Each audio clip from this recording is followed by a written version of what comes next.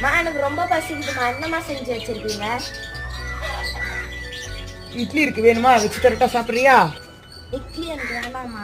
தோசை சாப்பிட்றியா? தோசையும் வேணாமா. தினமும் இட்லி தோசை சாப்பிட்டு சாப்பிட்டு போர் அடிக்குதுமா. வேற ஏதாவது டிஃப்ரெண்டா செஞ்சுட்டாங்க.